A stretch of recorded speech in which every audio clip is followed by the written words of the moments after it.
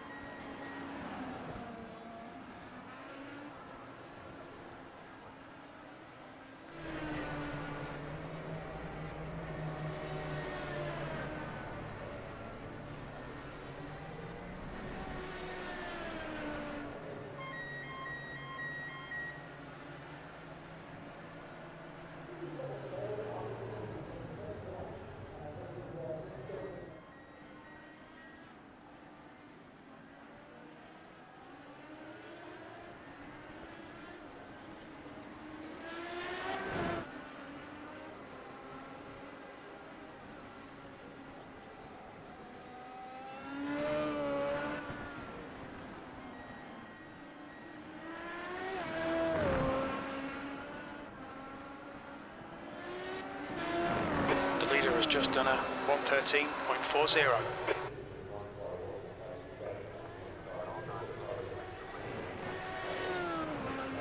That's a new fastest lap for Chin, 1:08.51.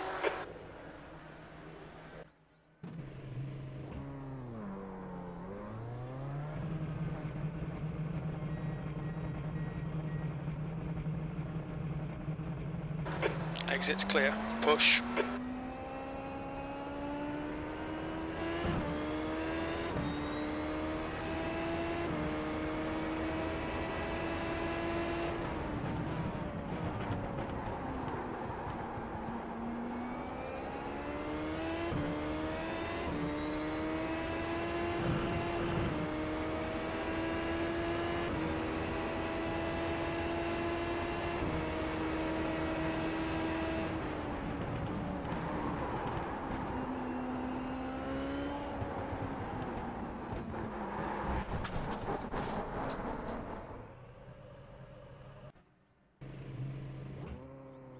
Rounds. Yeah, unfortunately, Josh had that incident on pit road where he ran out of fuel under caution at Chicagoland, and that's really put him out of this championship fight. Realistically speaking, I'd say this is a fight between Ethan Egan and Lucas Laville, and with 2 road courses left to go and only 1 oval, I'd say that Ethan Egan is on the front foot here, especially with that 23-point lead. But this is classic IndyCar series, and anything can happen. The races haven't been run yet, and I expect both Ethan and Lucas to be on point here today. It's going to be an intriguing race to say the very least, and how things could play out amongst that championship fight. Let's take a look at your hot lap for today's race for the Mid-Ohio Sports Car Course.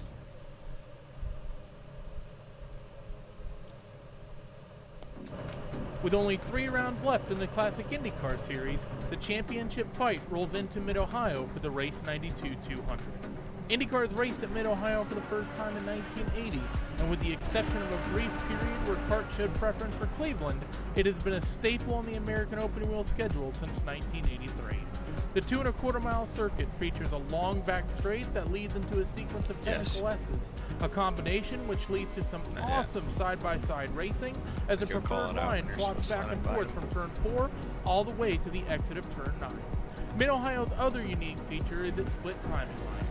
While laps start at the front straightaway, the race itself starts on the back straight, which means that for the initial jump, turn 4 Robert's driving Rod Carpenter and it's tonight. not uncommon to see cars find the sand here after some scuffles for position. Let's take an onboard lap of this technical little circuit with Jamie Wilson. Yeah. Right.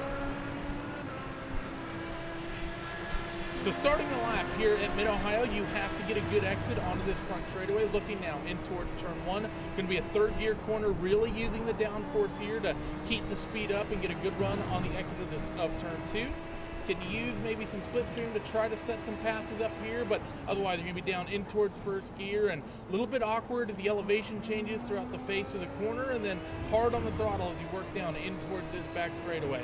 A little bit of a kink here is technically turn 3. It's basically right at the starting line that we went by on the driver's left, and now looking at turn 4, going to be braking very late clear. down Stay behind the white line. Gear, first gear even, and up now through the S's. And this is what I was talking about to the voiceover earlier. You can see just how quickly these corners come up, and it's left, right, constantly switching back and forth. So you can see some awesome side-by-side racing through here. Now through turn 9, very difficult corner as the track drops away from you on the exit. Through Thunder Valley, going to be a quick little right-hand flick and then set it up for this left-hand sweeper. Very fun corner to get right. And now in towards the carousel, you're going to want to really swing it out wide on the entry and then tighten it up on the apex of the exit. And there you are for a quick lap around Mid-Ohio.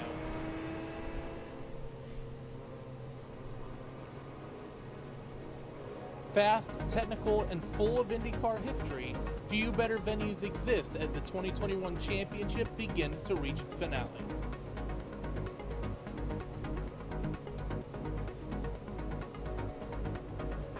Yellow flag, caution.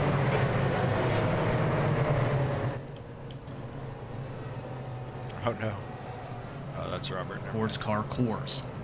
Now, days after the Chicagoland race, drivers from the classic IndyCar series were informed of the passing of one of their competitors, James Rodney "Rod" Carpenter, who made several starts this season in the series, died on September 8th. Rod was born on July 28, 1955 in Lafayette, Georgia, and lit the world on fire with his honesty, grace, perseverance, and genuine love till his untimely passing on September 8, 2021. Rod attributed his success to one basic philosophy: to approach each endeavor caring about people first. He lived 1,000 years in the 66 calendar years we had with him because he attacked life. Yeah, I thought He grabbed it by the tire, kissed it, and threw it back on the racetrack. Racing cars was one of Jim's biggest passions. From 1989 to 1990, Jim was an avid dirt track racer and was so accomplished he was at one time sponsored by Coca-Cola.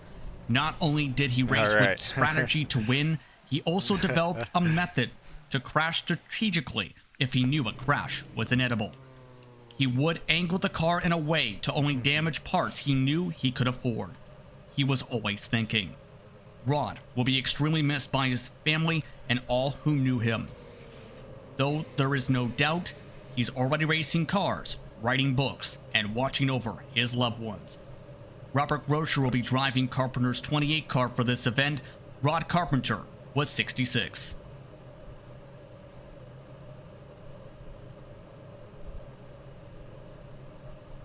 An emotional time for the members of the classic IndyCar series. And on that note, the drivers make their way to the starting grid for today's event. Willie Schubauer set the fastest times in practice and qualifying, just 17 100ths quicker than Joshua Chin. Keep in mind, Chin won here in Lionheart competition just a few months ago. Team Camara car will start in front of Lucas Laville, who needs to gain some valuable points for Vortex Sim Racing. His teammate Robert Groscher will be driving the 28 machine today from 4th spot. Jan Hoffman starts in 5th, with Marshall Stanley rounding out the top 6 starting positions. Christian Hauser starts in 7th, with Jamie Wilson in 8th. Josh Baird starts in 9th. Rounding out the top 10 is Andrew Wood. Andrew Aitken starts 11th. Hennis Pikkinen will start in 12th. That's a good point. Strum and Shoemake start 13th and 14th. We have a start from pit. The number 96 for Iconic Motorsports in 15th. There is a newcomer to today's race, as seen at the top of the broadcast for Galaxy Sim Racing. It is Gene Gerard. Mark Gene Gerard starts 16th. Here's the look at the rest of the grid. As mentioned at the top of the broadcast, 4 drivers will start at the back of the grid. Now keep in mind, as the pace car is off, drivers have been told the starting line for today's race will be in its natural position, exiting turn 3. That's just after the keyhole. And on that note, what will be the keys to victory today if you want to win at Mid-Ohio, Andrew? I think key number 1 is just surviving these first few laps. There's going to be a lot of chaos in the first bit, especially for guys like Ethan Egan, who has that rear of the grid penalty. He's going to need to pick his way through the carnage a little bit here and then just settle down into a rhythm. This is a very technical, very rhythm-friendly track. If you can get into a nice, friendly rhythm, that goes a long way to getting you through this, and then finding a way to pass at a very, very difficult place to pass. He's still with you. Drivers have one more turn before they approach the starting zone for today's race. Again, 89 laps the distance from Mid-Ohio Sports Car Course, the second to last road course. 2021 campaign. Of note, the newcomer and junior guard started from the pit lane for today. He will be at the tail of the grid and not be able to make it in time for the start procedure to this line. Green flag waves were underway from Mid-Ohio.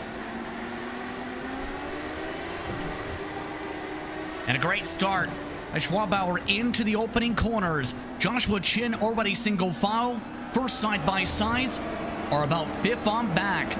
Hoffman trying to squeeze hard as Jamie Wilson tries from the left side to make the moves. Can't do so as the rest of the drivers now approach the final sector.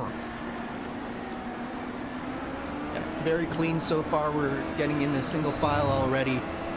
It's been a good start, especially for Schwabauer and Chin. They're starting to stretch away just a little bit. Lucas Laville trying to go with them and trying to put a little bit of gap between himself and his Vortex teammates here. So the first lead lap goes the way of the 65 machine. Just one top positioning throughout the season. It was his second pole of the season as a result of today's qualifying. But it's Chin, who is known for being a strong road course racer with 2 victories this season as well, who's providing a strong chase. And for those who have watched along to open wheel coverage on Race Spot TV throughout the year, they know that when Chin came to this racetrack in the Lionheart IndyCar Series, he dominated, and it surprised some at that time. He's looking strong to start off in the first lap and a half.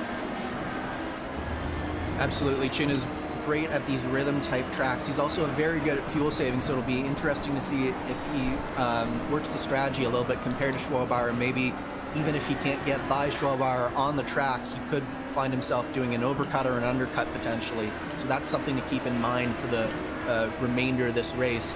But I definitely agree with you, Justin. Chin is a master of this place, and Schwabauer, we've seen, is no slouch after we saw his dramatic drive through the field at Sonoma, where he had an end-of-grid penalty himself and put himself into the top 5. He's showing that he's very, very strong on these road courses and able to match Chin lap for lap. One driver has gone around in the carousel. Don Day has just gotten back going after losing several positions. He had been in the mid-pack before that situation. There is a look at Don Day as he lets by an additional car. That is Ingerard, who had started from the pit lane.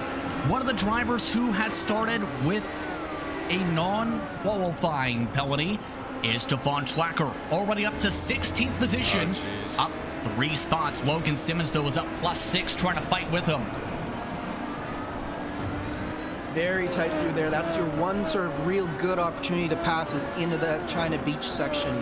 In trouble. Stefan has collided with a car. He's collided with Ethan Egan. Ethan Egan, the points leader, hit the back end of Stefan Schlacker coming out of China Beach. And that is disastrous for Ethan Egan. This is just what he couldn't afford to do, is get into these battles and into these incidents early. He really needed to have patience, and it looks like Stefan just got a little bit loose coming over the crest there, and Ethan had really nowhere to go. And unfortunately, that's cost him about 3 or 4 seconds. I think that he's gotten away with it for the most part. He might have a little bit of front wing damage, but that is repairable. But really tough early on in this race for Ethan Egan. The left front wing is pretty crumpled up as a result of that contact. Here's something to consider, though, Andrew. For those who follow along the series, they know there are strict guidelines when it comes to the incident points, 29 on the ovals. There are 3 trigger points for getting a drive-through penalty for today, with it being on the road course. 14, 19, 24. You reach that 29, you're done for the day. There is not a lot of wiggle room to go off circuit or make contact with the risk of having to lose even more time at the drive-through. Absolutely. And so now Ethan's got to be a little bit patient and a little bit careful here. Stefan clearly does not want to let him by, so Ethan is going to have to find a way by, but at the same time, he's going to have to be very careful not to put a wheel wrong, either in passing Stefan or as they go through this race. Fortunately for Ethan, this track doesn't have too many opportunities to get too many off the tracks. One of them is coming out of turn 1 here.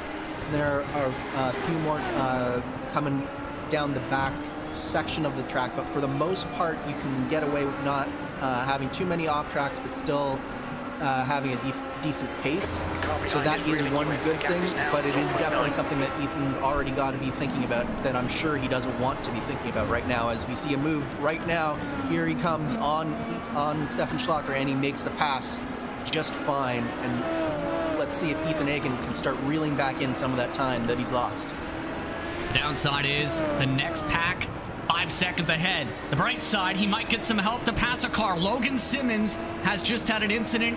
That car coming to the left side of the racetrack now. So just like that, you gain a position and everyone falls right in your lap. Simmons was your biggest mover before going off the racetrack. That section towards Thunder Valley. Yeah, that's a very, very difficult section. It's very off camber. It looks like Simmons might have just gotten a little bit loose coming over that sort of off through that madness section into Thunder Valley. Just had a little bit of an off track. Doesn't look like he has any damage, but that turn 7, turn 8, turn 9 area is probably the most treacherous point on the track. You're braking as you're turning, just as the car had become unsettled from going over a crest. It's a very, very difficult, very technical part of this track, and it looks like it just caught out Logan Simmons just a little bit there. Progressed him backwards to 18th position as a result of the situation. Things are getting intriguing, though, around 11th on Ford, it's worth noting, as well as for some of the others just up the road. This is the car we were talking about with the special paint scheme today. Zone of the passing of Ron Carpenter. This is the exact paint scheme, livery, and number being ran by Robert Groscher today. Groscher has already driven this car to 4th position. A strong start for Robert in this event today with that special paint scheme. Yeah, absolutely. And I've been a part of a league where we've lost a member before, and a lot of people will say that it's just internet racing and you never necessarily met these people in real life, but I can tell you from experience that these types of losses are not any less emotional for the people involved. Whether you get to know someone online or in person, there's a real connection that happens. So it's a lovely tribute from Robert, and he's giving the paint scheme here a really good showing, and hopefully it continues. It's been just now. Marshall Stanley has gone around, and oh no, he's beached. Yeah, that car's not going anywhere, and he does have to tow it. There are very go ahead, Justin. I was going to say, I've never seen that here before. Yeah, there are very few opportunities where he can do that, and it looks like he's found the one, and it's just when the car gets beached on the bottom. This car, unlike the IR18, has a very flat bottom, and it actually bows down a little bit in the center, so it becomes much easier to beach than modern day Indy cars. And yeah, it's just that one curve there. You see the yellow portion is actually just slightly lower than the grass on the other side, and it just beached his car, wheels spinning in the air, nothing he can do, and his only option is to tow it back to pit lane. Marshall Stanley entered today 8th in the point standings. That be a massive tumble potentially for him after today, with a long tow that will lose him at least a lap. Looking at some of these other cars continue their fights meanwhile. This is currently the battle for 10th position, and this is around that spot where it's been pretty busy in this particular grouping, because Josh Baird had fallen behind Randy Shoemake. He's now past Randy Shoemake, is now trying to pull away from Randy Shoemake. And in turn, this whole grouping goes far back as 15th because Ethan Hagen has catched up to these cars despite the damage by 1 second a lap. Yeah, this is where the battle is going to be for the next several laps. Looking at Randy Shoemake, I think his car might be starting to go off a little bit faster than these other cars. As you mentioned, Josh Baird just got back by him. One of the things that can happen with these cars is you have a variety of different downforce levels. So some of these drivers might have tried to trim a little downforce, and that'll get you some speed in the short run, but in the long run you tend to wear out your tires just a little bit more, and 9 laps into this run you might be starting to see that a little bit of that from Randy Shoemake, as it looks like Stum just got by Randy Shoemake coming into China Beach there. Good move from Franz Josef Stum. And it does appear right now that Shoemake is a little bit of a cork in the bottle right now, the front of that trolley train, so to speak. Stum tries to break off and away. For reference, Baird has already gained 2 seconds on this pack in a lap and a half. So let's discuss a little bit in turn how this could break down on how you prepare your car for today, because drivers did have some baselines available via the Classic IndyCar Series itself. How do you try and prepare your car for a track such as this today to maximize the right amount of balance of speed down the straights and downforce for the corners? Yeah, so you have the very long straight on the back straight on that sort of turn 4, turn 5 area where we saw the start happens, and you do need a certain amount of speed there in order to pass people. That being said, rear stability is very, very important here. Probably more important than any other track on the schedule this year, simply because there's so much elevation change, there's so much camber change through these corners that if you have an unstable rear to the car, you're going to have a very, very long day as you try to catch multiple slides and try to avoid having the car go off. So what that tends to happen is there tends to be a lot of high downforce and especially high rear wing settings on these cars, and that results in a lot of drag down the straight. So you have to have a very fine balance in order to try and still be able to pass people, but just have enough rear grip in order to continue and have a solid race where you're not sliding around.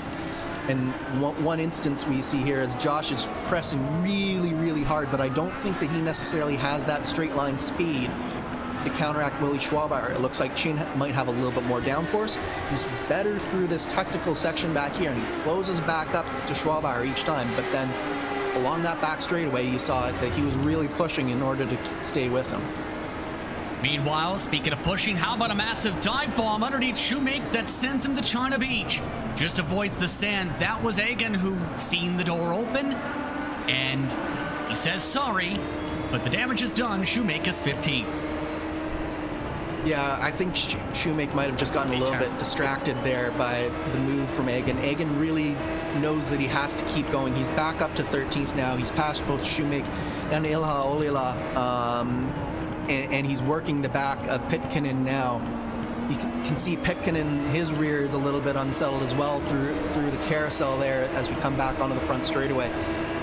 Ethan Hagen's already lost 26 seconds to the lead of this race, so he can see lap by lap, especially with that damage to his front wing, that his race is slowly slipping away from him. So he knows that this is go time. I don't blame him for taking that lunge down the inside of Shoemake there. He sort of has to make these types of moves right now, and as we see, he drafts nicely by the 8 car of Pitkinen, and very clean pass this time through China Beach, and move Ethan Hagen back up into that 12th position now. Hagen, it's up 9 positions. Last time was a road course on the season. It was Sonoma. He finished second in that race, but keep in mind, it was emphasized for a reason, Andrew, the importance of qualifying, and that penalty, see, is a major weighing in now on how difficult this race is going to be. It goes from being a contender to putting himself in damage control mode the rest of the way. Absolutely, and the further up the grid that Ethan Hagen gets, the harder that it gets. So we've seen him go +9 positions in about 13 laps. I don't think that that's going to happen for the next 13 laps. I think that as you start getting into the likes of Hoffman, Hauser, Jamie Wilson, Andrew Wood, it's going to get harder and harder each time that Ethan Hagen wants to pass one of these cars. So while they're all sort of packed together now, this is his best time to try and get as many positions as possible, but he's quickly running out of time, and there's going to be more and more track between each car, and he's going to have to work harder and harder every time.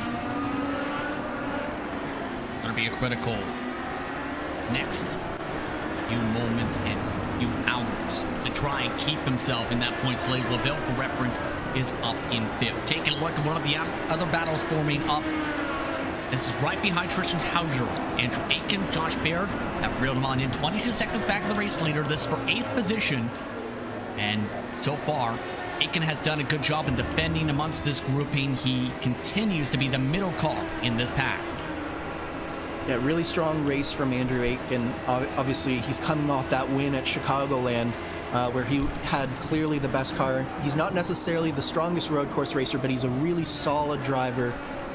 He's one of those guys who knows how to keep the car on the track and just bring it home at the end of the day, and that's going to really stand him in good stead at a place like Mid-Ohio, where you do see, especially as the tires start to go off, more mistakes happening.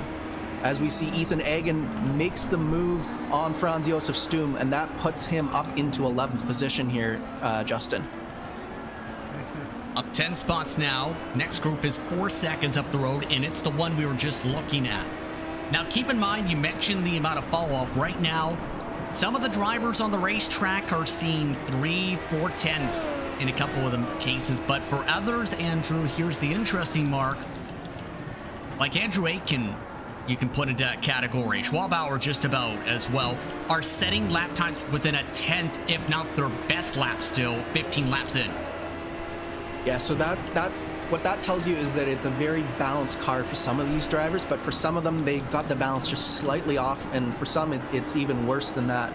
But when you see cars being able to go deeper and deeper into the stint, having those times be very, very close, that means that they have a well-balanced car. The car isn't wearing the fronts out too much, wearing the rear tires out too much, and it's really going to allow them to have some confidence going forward in this race that they've nailed this setup and that they can continue to push as hard as they need to in order to be able to do what they need to do in this race. As we see, we're still on Hagen here, and he has, I believe, almost a second carved out of that group in front of him just this lap alone. So it's quite clear that despite having that start back in the back of the field, he's got a very fast car under him, and he's looking to get up as quickly as he possibly can. Now keep in mind, the interval has stayed around the same to the race leader for Hagen. However, the intervals of the cars in front have fallen back his direction. As well, Jan Hoffman is seeing the pace start to fall off in front a touch bit to Jamie Wilson. 3 tenths quicker than him last time by. Has the slipstream as well for the battle for 6th position. Yeah, this battle between Hoffman and Wilson has been going on from the drop of the green flag. Wilson is the third of the 3 Team Chimera cars in this field, whereas Hoffman is the second of the 4 Vortex cars. Robert Grosser is in the 4th position, and Hoffman back in 7th right now, with the 2 Team Chimera cars in between them. It looks like that this today, with the exception of Schwabauer, is at the front of the field at least, a battle between Vortex and Team Chimera, at least in terms of setups. Hoffman has been hounding the back of Jamie Wilson here, and it'll be interesting to see as these tires go off whether it'll be the Vortex cars that sort of can turn up the pressure on the Team Chimera cars, or will the Team Chimera cars start to run away from the Vortex drivers behind them? They are reaching some lap traffic, by the way, that they have now moved around. Carl Bogle just passed on by. Keep in mind as well, when it comes to the team side of things, Vortex does have the upper hand in the cumulative points for the top 2 drivers per the races this season with 122 points advantage over Team Chimera. Keep this in mind, they have had the consistency Vortex Sim Racing, 15 top 5s, 18 top 10s. Team Chimera has had great speed in turn, Andrew, but they also have a combined 82 incident points among the 18 races counted in total amongst the campaign. That again combines the top 2 results from the 9 respective previous races. Yeah, Team Chimera's season has not gone, I think, according to how they were they would want it to go. They've always looked fast. Pretty much every race they've looked fast, but it like you said, Justin, it's one of those things where in order to finish first you must finish, and too often Chimera have been making mistakes, often of their own making. An excellent example of that is that running out of fuel for Josh Chin at Chicagoland. That was entirely his doing. He was on pit lane, ready to come down, ready for a pit stop. The yellow comes out. He decides, even though he had the opportunity to make a pit stop, he decides to go around again to try to avoid losing a lap instead of taking the wave around, and then he just runs it out of fuel.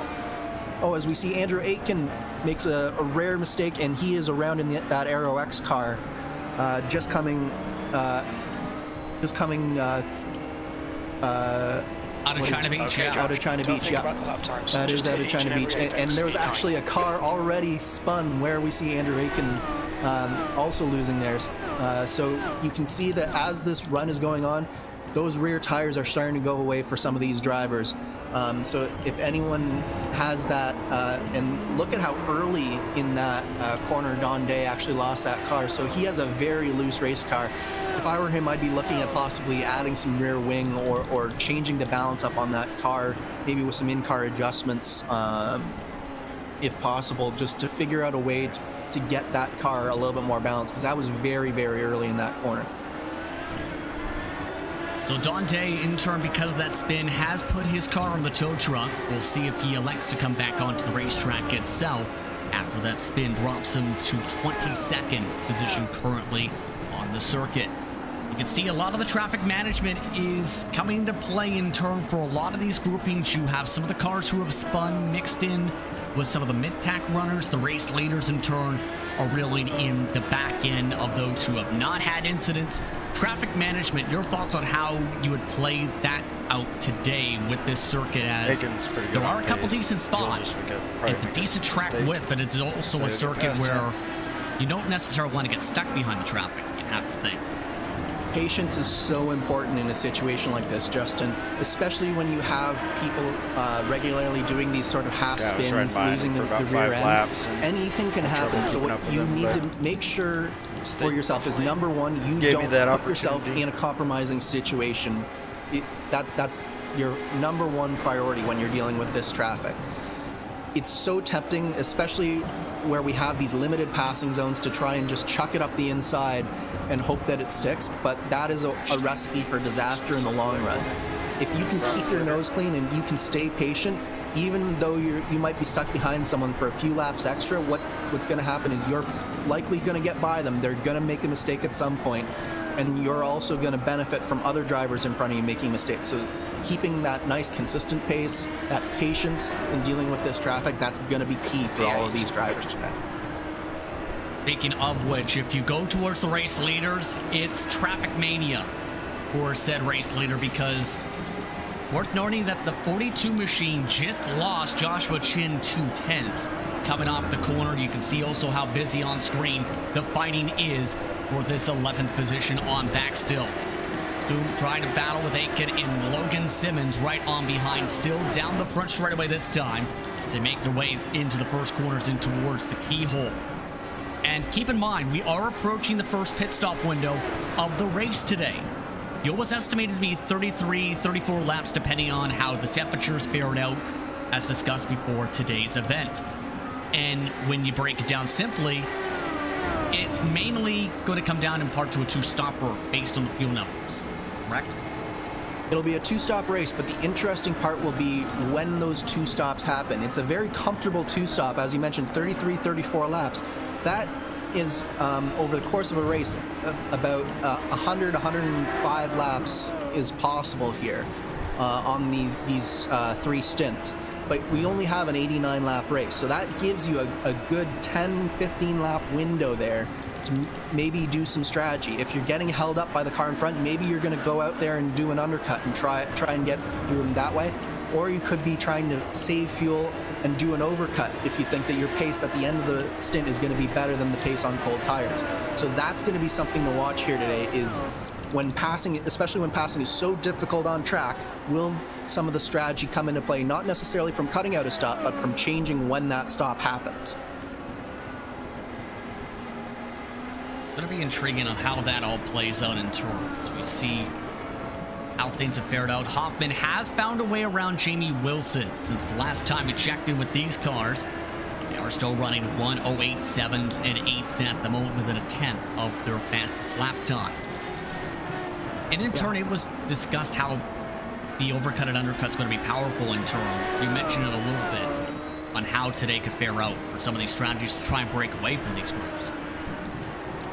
Yeah, it's all about creating a little bit of separation. So one of the things that you also have to keep in mind with those overcuts and undercuts is what the traffic is doing. Because if you're trying to do an overcut and you suddenly come up on a pack of 3 cars who are battling for 11th or 12th, and they're maybe going a lap down, and you're suddenly, as the leader of the race, trying to do an overcut, you might have to bail on that strategy really, really quickly. So this is one of those races where the strategy is going to be changing moment to moment, lap to lap, as you sort of assess the situation in the car. And there are going to, I think, going to be a lot of interesting strategy calls today as these drivers try to find just that little bit of advantage. And if they can't find it on the track, then maybe they can find it in pit lane. Just 10 laps or so away from the estimated window. Looking on board, this is Logan Simmons for Iconic Motorsports. The amount of speed carried around this track, very significant to say the very least. Simmons looks like he's got the decent pace. It's just a matter of finding the opportunity to pass both these orange cars. Yeah, Simmons had that little bit of an incident early on in the race, and he's been trying to get back into the fight ever since. And it does look like he's a little bit faster than those 2 Aero X cars in front of him. But the trick is, again, finding that way by. So he's got to be very, he gets very close to the back end of Andrew Aitken right in front of him. The trick for Logan Simmons, Justin, is he's got to stay really, really close through this section of the track here, through turn 1. It's a very difficult thing to do as we see him push wide. It's very aero dependent there. And then the next thing he's got to do is got to get a very good run out of this corner here, the keyhole. It's very important that he gets the better run than Andrew Aitken, especially because Aitken does have that draft in front of him, and he's got to find a way to get that draft and get by, as we see a move from Ethan Agan as he gets around Josh Baird now, and he is right now on the back of Tristan Hauser and looking to move up even further in this race. And it took him a little while. He was running behind Josh Baird for 5-10 laps before making that move. This pack right now, 34 seconds behind. Lucas Laville, keep in mind, for comparison's sake, his championship rival is still on his lonesome, running 108 flats in 3rd position. These drivers running 108, 8.7s, and 109. So the pace differential is still massive. Agan actually misses the bottom a touch bit. Going through turn 1, nearly went off into the grass. Loses some touch to Tristan Hauser. Yeah, it's so easy to do that. When you're coming under the bridge there, going into turn 1, you're basically aiming for a point that you can't quite see. It's a little bit of a blind apex there. And if you just miss the turn in by just maybe a couple of meters, as we see Logan Simmons gets by Andrew Aitken into the keyhole, and it's now a drag race down back straightaway and into China Beach here. I think Logan Simmons should be able to outbrake him, and yes, he does. But he hits the curb, still manages to complete the pass, and now he's got one of the 2 Aero X cars in front of him down. Now he's got to set sail and go after Franz Josef Stum in front of him, and let's see how long it takes Logan to get by. And then after that, and he throws it away. Coming into Thunder Valley. It's just one of those things where the car gets light and the back end comes around and he just wasn't able to catch it. All that work that Logan Simmons just did is now fallen by the wayside, and he's got to get back to work down to 14th position, and that's cost him a good 15 or 20 seconds there, Justin. Logan Simmons just does not have too much luck today. His second spin of the race, now back to 14th position.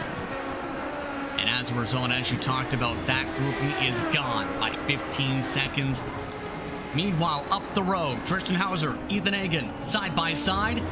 Hagen trying to get the move completed. Made a mistake too. I wasn't there to capitalize on that right it. side, trying to keep it still near side by side, and does, heading off through the S's. Hagen Another one. gets some clearance, gets clear fully, off and away he goes, move him back inside the top 8. That was some great racing from the both of them. Hauser did not want to let Ethan Hagen have that position. They were side by side for probably 4 or 5 corners there, but Ethan Hagen finally does complete it, complete the pass. Hauser made a small mistake coming through, out of the corner through Thunder Valley there, and that's allowed Hagen to get out a little bit of a gap. It'll be very intriguing to see now that Ethan Hagen has about 4 seconds of clean air in front of him. Will he be able to start setting some of those fast lap times again, and how are his tires doing as he's coming right on to the end of his stint now here, Justin?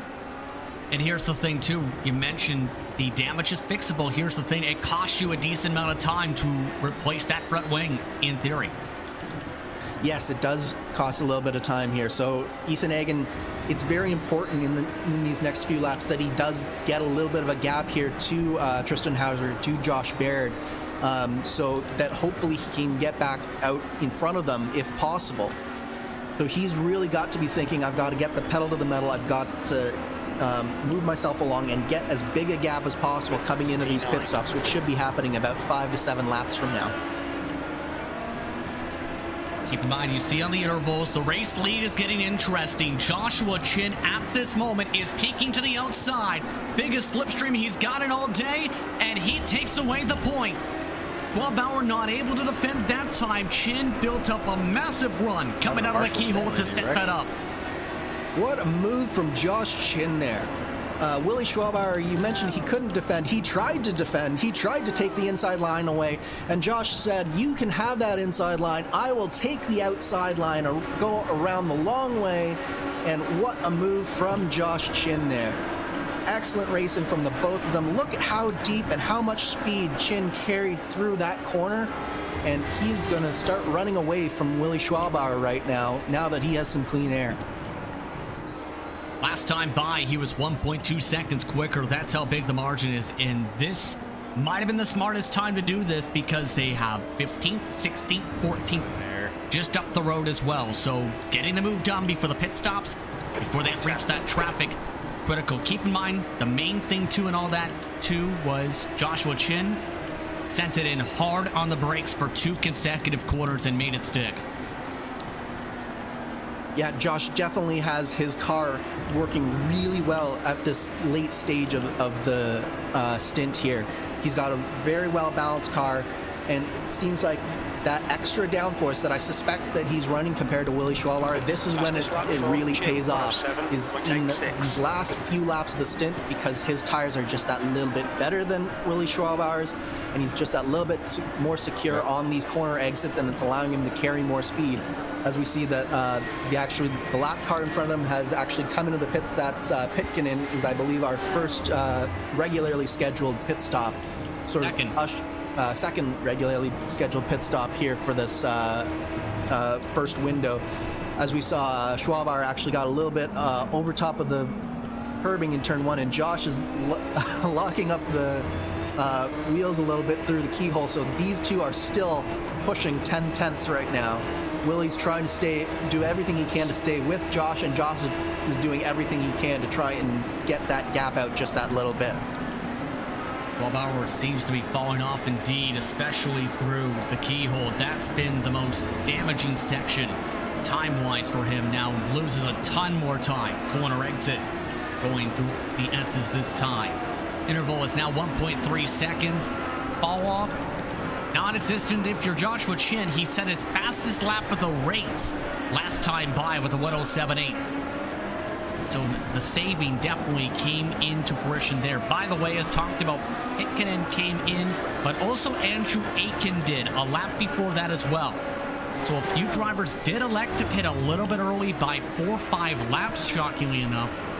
It's going to be interesting how that strategy turns out for them in turn. Yeah, so with this tire model and with this car, I think that hitting those 4 or 5 laps early will give them a little bit of an advantage because these tires do tend to take a little bit of time to come in to their own and get back up to speed. So if you're the likes of Andrew Aiken, who's sort of stuck behind your teammate in Franz Josef Stum, you needed to try and come in a little bit earlier than you otherwise would have to try and get by him on pit lane rather than on the racetrack. We see every corner Josh seems to be locking up the tires, but he's going quickly. But Willie Schwabauer, you mentioned that he was a little bit slower for a couple laps. He's settled back in, and that gap is sort of stabilized at that 1 second mark. So the iconic machine trying to keep within that drafting distance of about 1 second.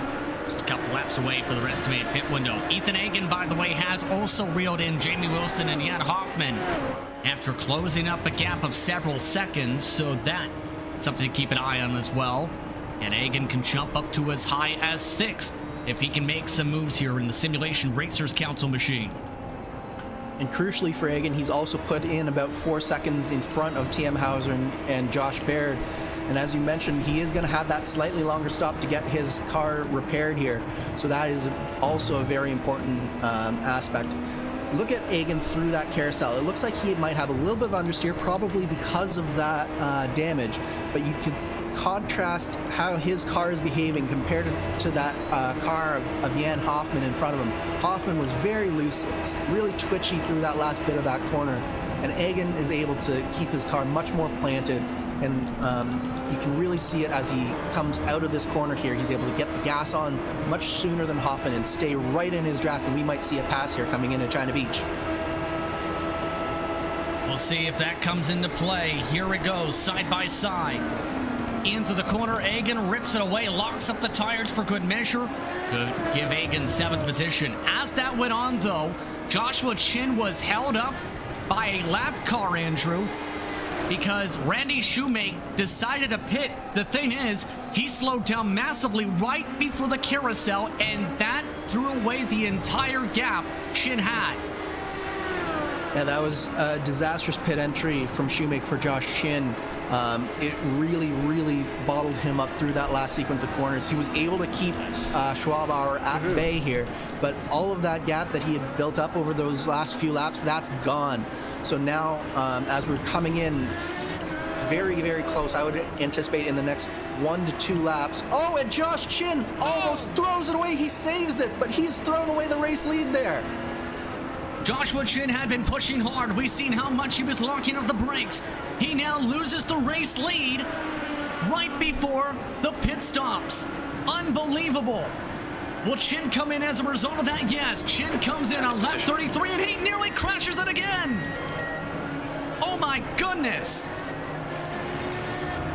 I'm almost speechless here, Justin.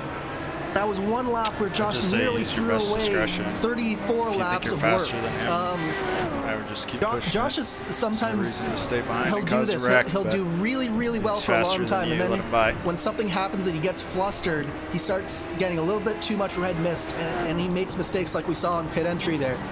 I think what happened over on the back half of the track was Josh just got a little bit light coming over that Someone crest. like Josh Chin, it's pretty obvious that down through Madness, down through the S's here, and it just pitched the rear end of the car open a little bit. He corrected, and he was able to save it, but then those rear tires, they're just scalding hot coming into the pits, and so as he then comes through here, through the carousel and onto pit lane, his tires are still very hot in the back, and he locks up again and nearly gets into that pit wall on the entrance to pit road. And he took a pour cone with him. No penalty, though, for hitting that commitment cone.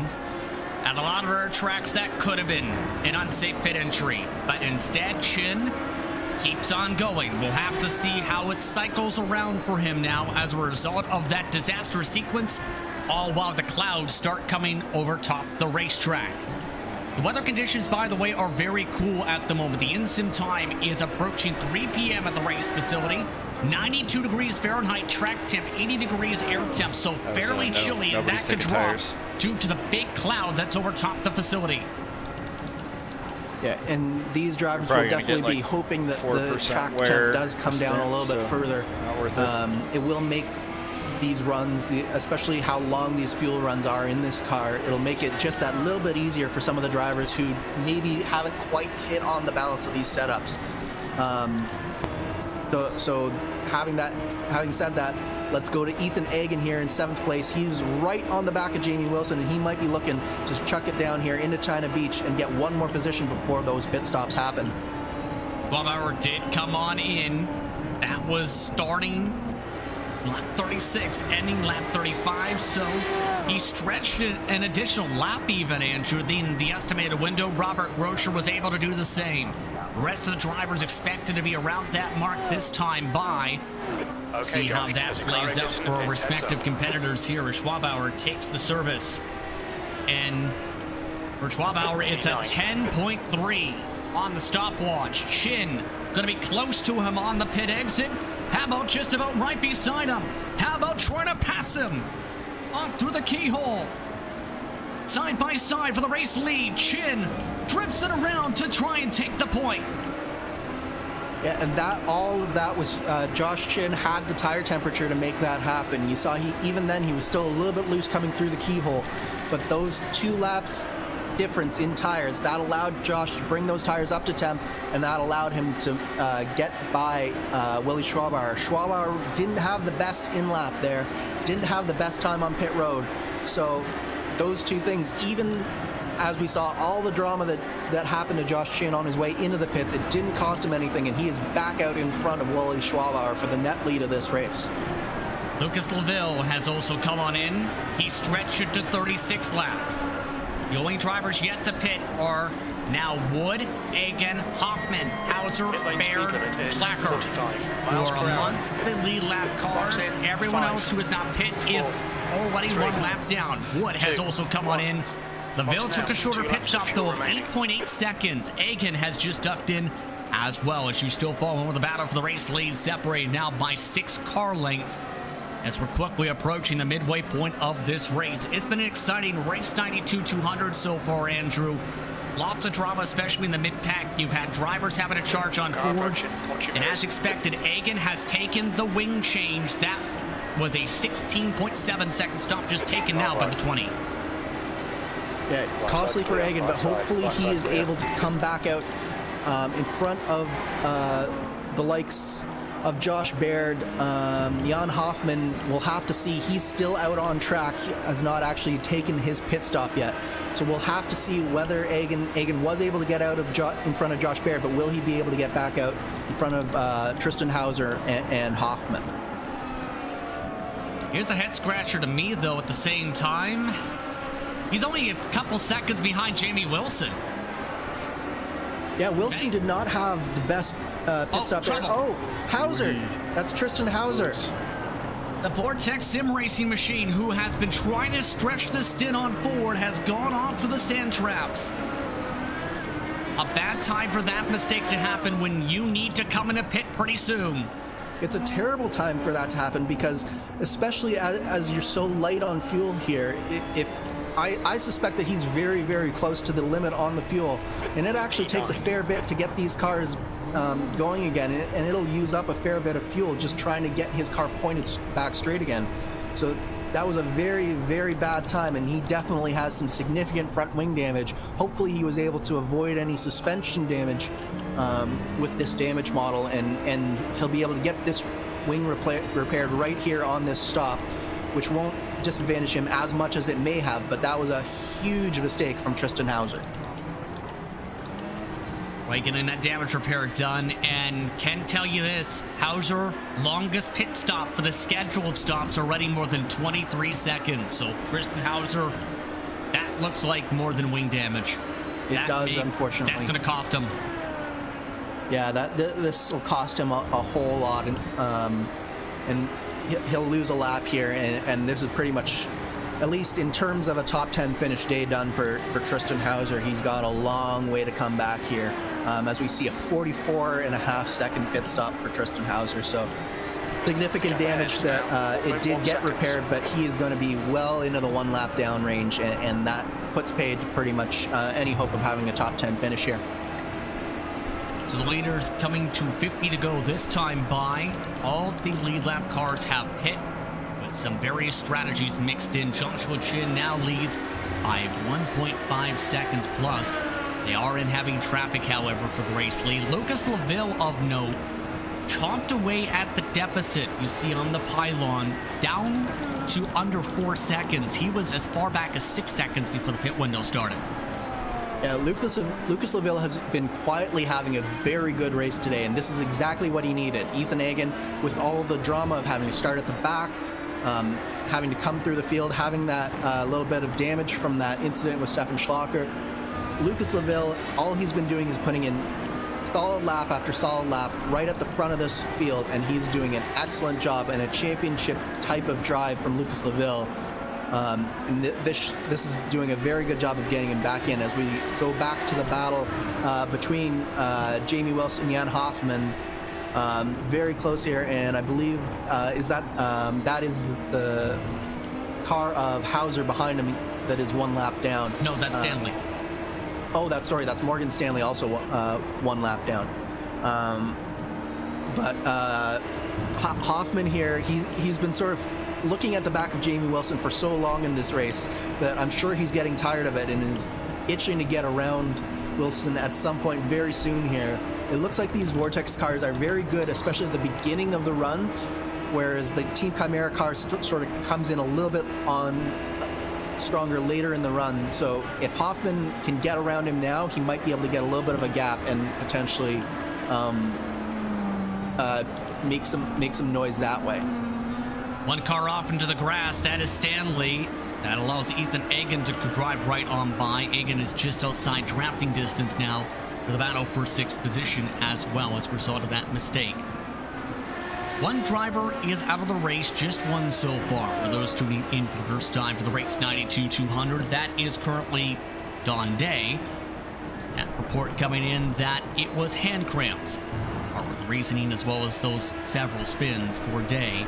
He is the only driver off the circuit. 21 cars are still running from Mid-Ohio Sports Car Course.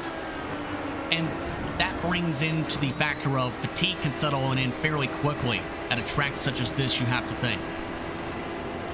Absolutely. These are full 100% race distances that these drivers are running. And it's no mean feat, especially when you consider that some of these guys will surely be on direct drive wheels that can get very, very heavy in these cars. And it's like, yes, you're sitting in a cockpit for most of this race, but your heart rate is going very high throughout this. You have adrenaline pumping through your blood, and it's one of those things where you need to be able to maintain focus, a very, very high degree of focus for a very long period of time, and it's incredibly tiring for these drivers.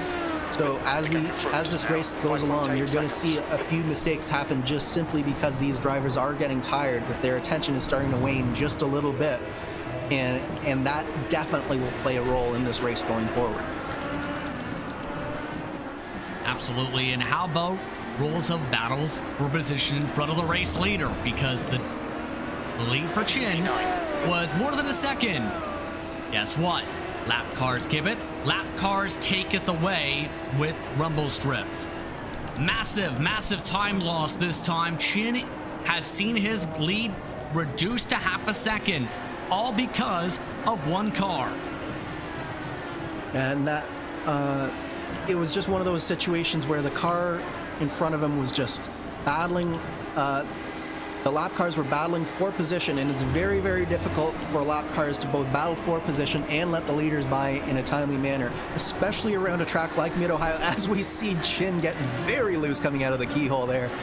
Big wiggle from the 93 Team Chimera car.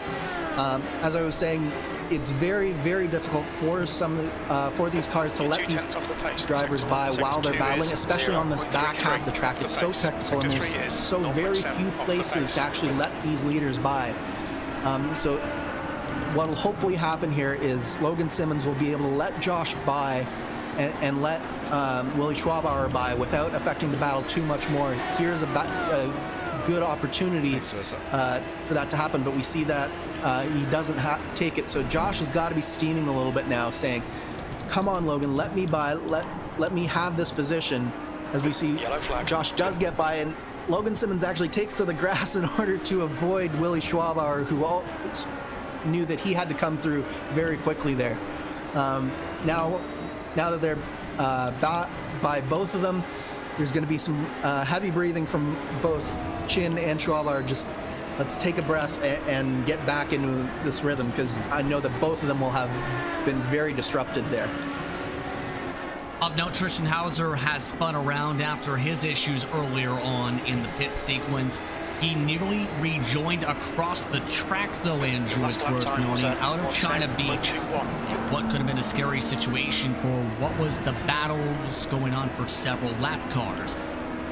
No contact in turn as a result of said rejoin, as we still follow along with Joshua Chin in the race lead. Approaching halfway, next time by. And what are some of the main things to take away, especially knowing there are still some close battles, such as this train for 6th position, that could get very busy?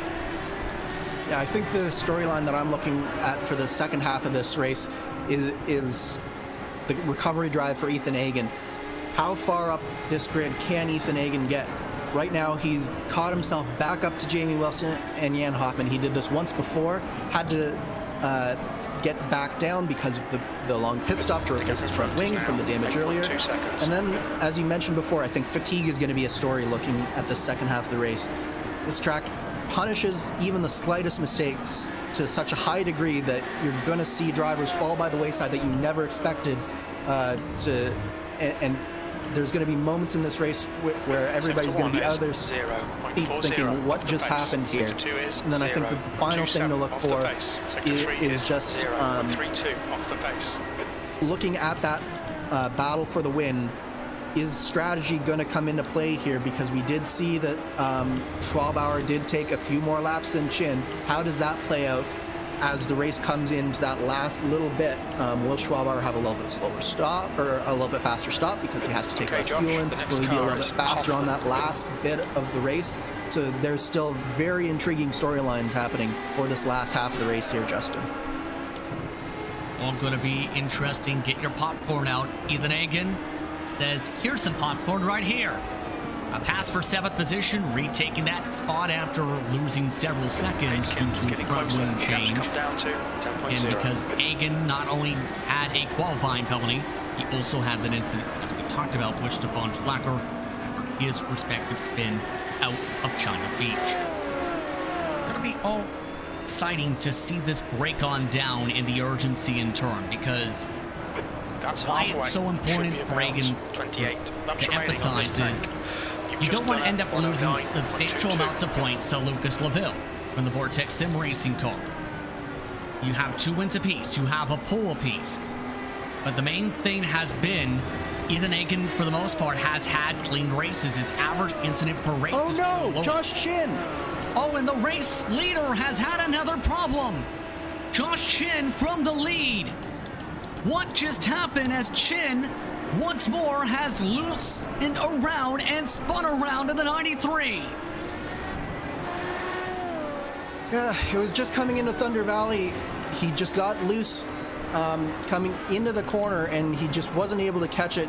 Had 2 or 3 twitches, but Josh had gotten up about a 1.5 2-second lead on Willie Schwabauer. So he was doing a fantastic job. I think what you're seeing here, though, Justin, is that Josh Chin spent most of the first stint behind Willie Schwabauer, so he had a lot of aero push for that first stint. This is the first stint where he was leading, and I think you're seeing that this car is a little bit looser than Josh Chin thought that it would be in clean air. He was handling the dirty air really well, but it's a little bit of a loose car, and it's causing Josh some of these issues that we've seen and some of these mistakes. and it's cost him now over 5 seconds to Willie Schwabauer, and Lucas Laville is now in second place. Unbelievable. And the race has just fallen into the 65 machine's lap as a result of that, and Lucas Laville is reeling in Schwabauer. He is now under 2 seconds back and closing. 3/10 picked up last time by. His average over the past 10 laps, a 1/10 of a second quicker. So that one machine, he's flying, and he wants the lead.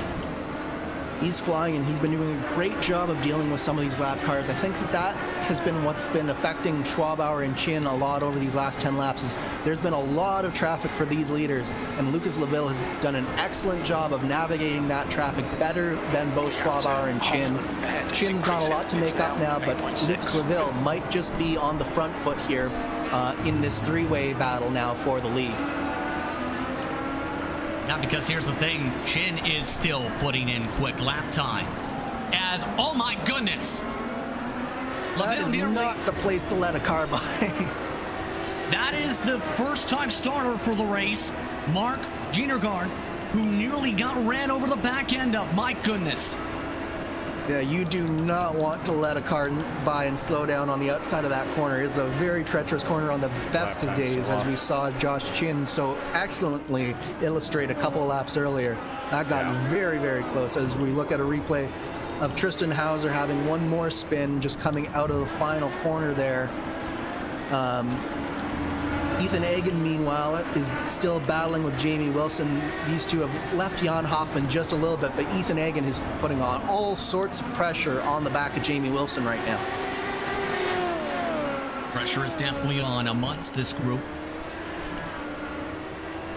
Keep in mind, Andrew Wood, as a result of some of the troubles each of them have given to one another, some slower stops in this pack, we've seen Andrew Wood pull away by 22 seconds from Wilson, Egan, and Hoffman. So for Ethan Egan, this could be the highest he can get here. And this is going to take some work because we've seen Egan, once he reaches these plateauing cars almost, he starts to have several laps where it takes to get that pass done because of some of the aero wash. Yeah, Ethan's got to get much better, especially through the first few corners of this track. He's got to get better at getting a run out of the keyhole so that he can get that pass done on Jamie Wilson. Jamie's been doing a great job through turns 1 and 2 here to just make sure that he has enough separation to keep Ethan Egan at bay. It does look like Ethan Egan is a little bit stronger on this back section of the track here, and he gets very, very close, keeps the pressure up on Wilson, but he's not able to convert that into a pass coming out of the keyhole. Egan having to set this up for several laps, it appears once more. It has been the case for a while. Hoffman is starting to lose touch to these cars. In fact, losing a bit of that draft. For comparison, their pace is 7/10 slower than the race leader currently. So they are losing oodles of time as a result of all this scrapping as well, and how their paces in turn are just playing out. And Ethan Egan, that's got to be chafing him so much because we've seen every time that he's gotten in clean air, he's been able to match the leader's times lap for lap. But when he's behind a car like this that he's not able to get by, he's got to just be going a little bit mad saying, let me by, I got to get through here. Because Lucas Laville is in second, and I'm sure that Ethan Egan will be aware of that fact, that this is an opportunity for Laville to really close up in that battle for the championship. So this has got to be a move that Ethan Egan pulls off in the next few laps if he has any shot at getting up to Andrew Wood, as you mentioned. See, he's trying to take some peeks around to get some cleaner air across that front nose. Just not working out quite yet. Egan, that time, tapping the long way around through the carousel. Yeah, this is the section that Ethan's got to nail one of these times. He's got to nail turn 1 and then down here through the keyhole. He's got to get a really, really good run as we see him putting the nose down on Jamie Wilson. Wilson gets a good drive off the corner, and so right there you saw Ethan Egan. He prioritized trying to get the move done into the keyhole. What he should have been doing is trying to get the move done out of the keyhole and getting that run coming out of there. And that move backfired and put him just back that little bit too much to be able to actually get that move done. In turn, still the cork in the bottle is Wilson for this fight.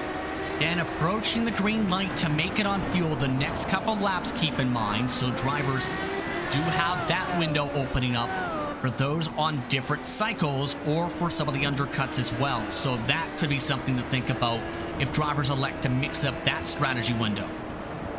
And if I'm Ethan Hagen, I gotta be thinking about that. I'm losing so much time behind Jamie Wilson that I know that I could be going faster than this. If he doesn't get past Jamie Wilson in these next 3, maybe 4 laps, if I'm Ethan Hagen, I gotta be thinking I'm gonna take a gamble here and potentially do a little bit of an undercut and just hope that I get some clean air running in that allows me to close back up on and leapfrog them through this next pit cycle here. Taking an air peak, taking an air lunge. And again, the lunge fails to gain some ground. They do have some lap traffic ahead in turn for them to think about. And that would be Saunders, who is having a rough time in that 47 machine, who is just up the racetrack from these race lead battle cars for 6th position.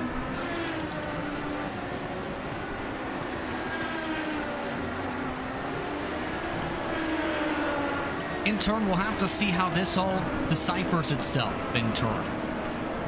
Also, Marshall Stanley of note has just had an incident coming out of the keyhole to add to what has been a rough race for the 25 as we still keep an eye on how this battle for 6th fares out. Yeah, you see Ethan run just a little bit wide there, but he's really close to Jamie Wilson. If he can, he's doing another lunge here. I don't think that that's going to work, but he is alongside of him. This is going to be an interesting drag race. Maybe Ethan Hagen is close enough here that he can get this draft and have another lunge into turn 5 here. He's going for it. The lunge into China Beach, nearly into the right rear tire, and Hagen still is stuck. Jamie Wilson was great on the brakes there, and we actually saw that with Josh earlier on that move he put on Willie Schwabauer for the lead very early in this race. These Team Chimera cars seem to be very good at that late braking maneuver on the outside there. And this battle between Ethan Hagen and Jamie Wilson is not only is it costing them a lot of time, but it's now backed them back up to Jan Hoffman, who is back into the conversation in this battle as well. So now that that's happened, Ethan Hagen not only has to focus on Jamie Wilson in front of him, but he's also got to make sure that he doesn't make some kind of error that's going to let Jan Hoffman by. And then all of the work that he's put in to get by Jamie Wilson will be for nothing because he'll be back even further. 5 car lengths ahead now is the lap traffic of Saunders. There's the aero wash coming in. Lap traffic moves to the right. That moves out of being a factor in this fight. Marshall Stanley of note has had an air incident just up the road from these cars, has finally put it on the tow truck after 2 crashes in 2 laps. You can really see that Ethan Hagen is able to hit the apexes a lot better than Jamie Wilson is right now in terms of the stint. It looks like his car is just a lot happier than Wilson's. Wilson, I'm not sure whether he has a little bit of push or he's just pushing so hard himself that he's missing some of these apexes, but it's costing them all a lot of time here. But this is the section right here as we stay on board with Ethan Hagen. He's really got to be very patient through, and this is where he's been struggling to be patient. So he's got to maximize his corner exit here, and he's got to have a nice drive through this keyhole, and then most of all, he's got to find a way to get back to the throttle nice and smooth here and have the nice draft from Jamie Wilson's car. You might see him, but I don't think he's quite close enough here to actually make the move happen. Is he going to attempt it though? He'll try it. And indeed not close enough to pass by the Team Chimera car. What do you think's going through Wilson's mind knowing that several times now Hagen has attempted that lunge and had that? Meanwhile, by the way, Tristan Howitzer Just had several seconds lost because of this. Yeah, so I think what Wilson is thinking is he's just got to be sure that he's not making the mistakes himself. You can see that, especially in the turn 5, he's purposely driving it in really, really deep, and he's almost compromising the next couple of corners after trying to beach there in order to make sure that Ethan Hagen isn't able to take that lunge. So that's his main defensive driving, and then he's also focusing on this keyhole a lot. You'll notice that he's forcing Ethan Hagen to take some of these alternate lines a little bit, and Wilson is also really focusing on this corner exit because he knows that that corner exit is the key to keeping Ethan Hagen from getting a run. But I think that this might just be close enough that Ethan Hagen can have another lunge here. Here he goes again. The inside, not close enough again, had to back off. Wilson nearly clips the grass. And now all three are corked up in a bottle once more. Bumper to bumper, wing to wing. Yeah, excellent driving from Jamie Wilson. He's being defensive, but he's not being overly defensive, as we see a little bit of a wiggle from him through that entrance into Thunder Valley there. But Ethan Hagen, you can tell that he's getting more and more frustrated every lap. He's trying different things and not necessarily faster things. And this is one of those things where it's really difficult as a driver to just sort of calm yourself down and try and focus and identify that one thing that's going to make you get that pass done. And that's really what Ethan Hagen has to do right now. He's got to nail this one thing. As we see him take another lunge down the inside of the keyhole. That's never going to work, Ethan. You've got to focus on the exit. He's building up a run, though. Was able to even up the speed by the middle of the straight. Closest he's been. Side by side, tries to get the squeeze. Off through China Beach, and another sawsaw move from Wilson. Wilson is not giving him any space for him to try those lunges anymore compared to a few laps ago now. Wilson, it seems, does not want to give that extra bit of space. No, he doesn't. He knows that it's just a matter of time before Ethan Hagen does get this move done at this point. But at the same time, he knows that if he delays it as much as he possibly can, it means that Ethan Hagen can't get up to his teammate in Andrew Wood. This is an immense amount of pressure that Jamie Wilson has been under for a sustained amount of laps. So I'm very impressed by how he's been able to respond to that and not really put a wheel wrong, and just how deep he's able to go into that China Beach corner there. From Ethan Hagen, he's got to figure out a way to get through this keyhole, and this might be a good way of doing it, is taking a little bit wider entrance and really getting this run going here. And this is another opportunity for Ethan Hagen to make this pass. He's got to be strong on the brakes this time, though. He can't let Jamie Wilson continue to outbrake him through this corner. And he still let him outbrake him. He went even deeper into the corner, and Wilson still outbraked him and was able to make it stick. Continue to defend. These cars are amongst some of the final ones in the lead lap at this point, keep in mind. Last car on the lead lap is Josh Baer. Time B. Also worth noting, Laville is within 7/10 of the race lead as this has gone on, so that lead is shrinking on top of things. And put this into perspective. Say this continues on to the pit window, that could be chaotic, to say the very least, on how this plays out for the final 30 or so laps of this event. Absolutely. I think that if I'm Ethan Hagen, this is starting to get to the point where I've tried so hard and I put Jamie under so much pressure, and he's going so deep into that corner. I think that if I'm Ethan Hagen right now, I'm looking at an alternate strategy, maybe looking at my telemetry, finding a place where I'm going to come out in a nice, good amount of clean air and just taking a pit stop now in order to try and get some good, fast lap times in, because there's no doubt that I'm being held up by Jamie Wilson, but I also can't get by on the track. Let's maybe try to get by him in the pits here. Still 10 to 12 laps away from the expected fuel margins. And keep this in mind too, the longer they go, the lighter the car can be for the final stint, because you don't need to fill it so much. And the lighter the car, the faster it goes. Yeah, it's definitely a catch-22 with an early pit stop. You might get some fresh tires, you might get some lap time, but you also risk having the car that you're trying to undercut come out and being able to put in even faster lap times. So it's one of those things where you have to really weigh all the different options, and it's so difficult to weigh those options while you're engaged in a battle like this.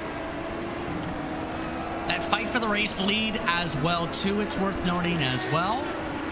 Guess who's recording the fastest laps on the track? Joshua Chin, a 107.7. He is within 2 seconds of the top two now. All while Egan's going for the move again, and this time he nearly hits him. That was so close between Jamie Wilson and Ethan Egan. Egan can't believe that he wasn't able to get that move done there. But Jamie Wilson just goes so deep into that corner that it's almost going to take something like that, where Ethan Egan pulls one of those sort of Formula One moves you see these days, where he just runs Jamie out of track at some point.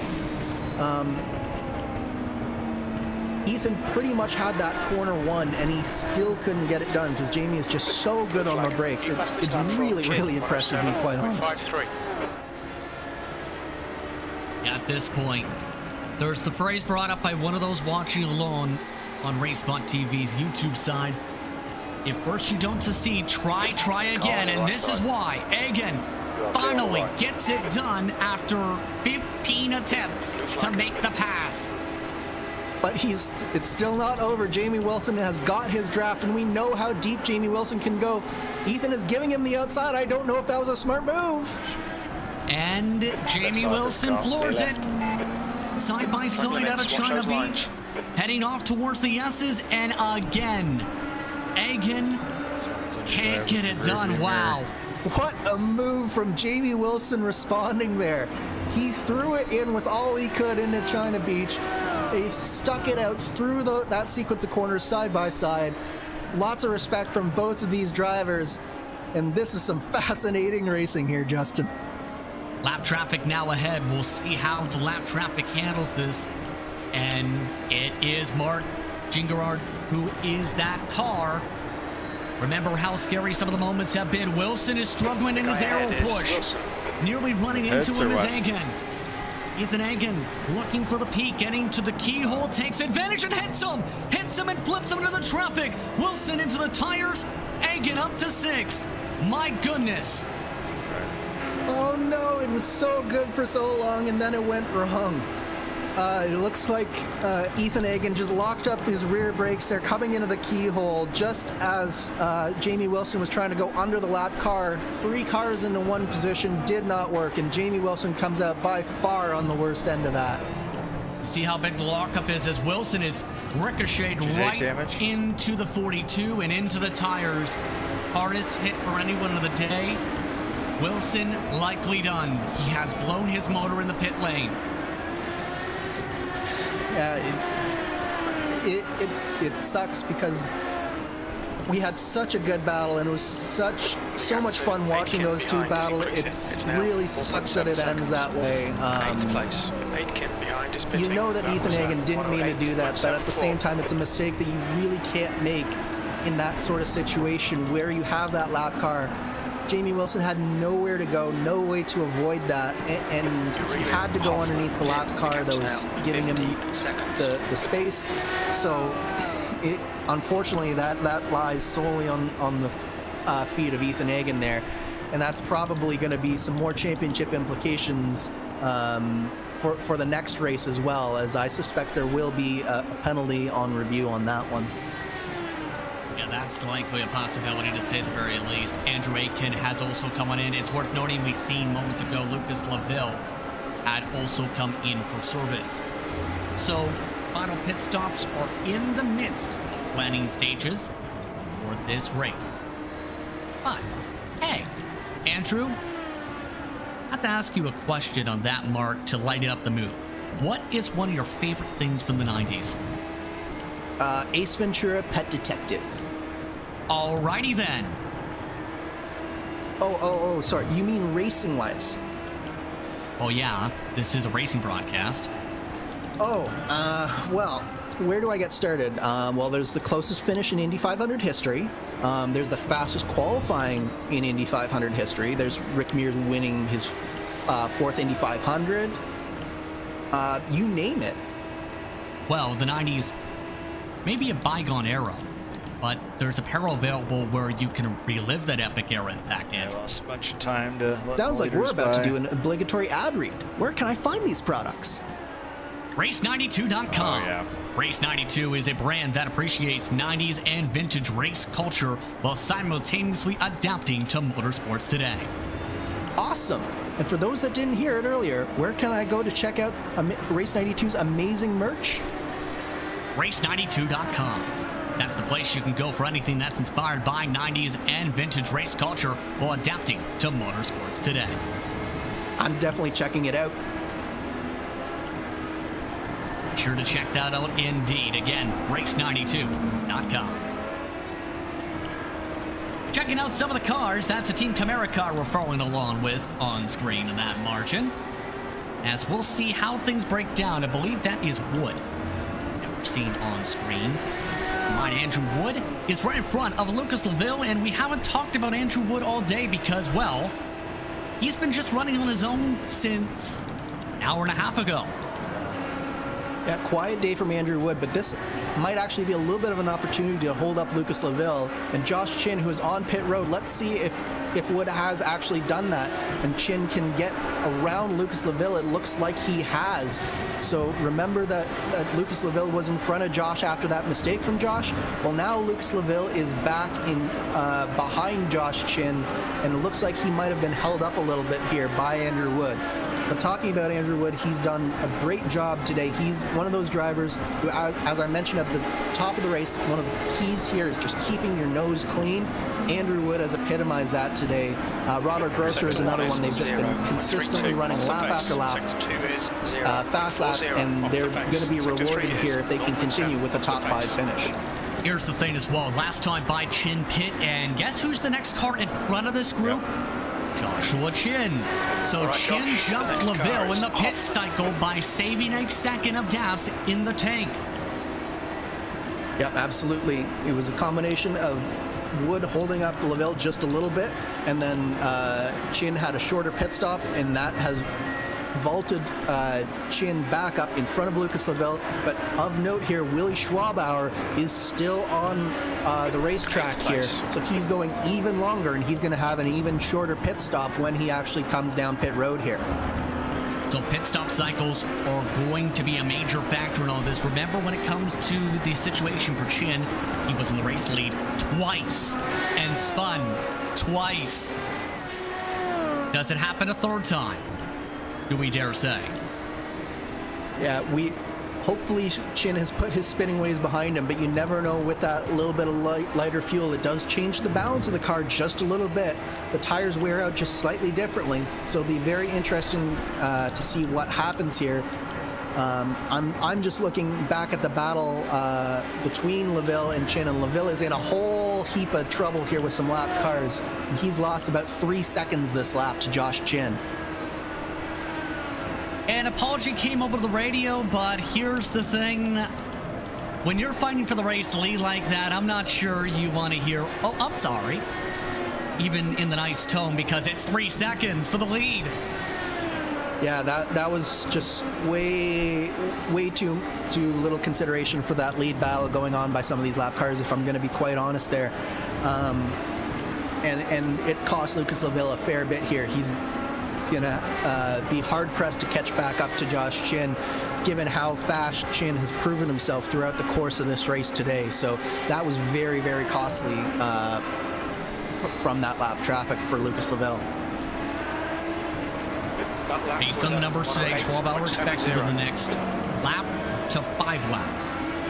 Mark's Robert Groscher is also extending his fuel run in that tribute paint scheme today in the 28. Again, also trying to push on forward. Hoffman, Baird, Simmons, and Schlacker also get to pit for their final scheduled stops in this race. So far, the only DNFs of the day are Wilson, Hauser, Stanley, and Day. And again, when it comes to Wilson, that was with the fireworks-filled battle for 6th moments ago. Well, we talked about some of the struggles today for Tristan Hauser. Started off with such a strong performance today, Andrew, and it ended up snowballing to more and more damage and issues. when he's now standing by after what has been a rough race in turn for him. Tristan Hauser now joins us in the broadcast booth. What we, Tristan, first things first. Rough race ending for you. 20th position is where you're at the moment. Tristan Hauser, do you have a copy?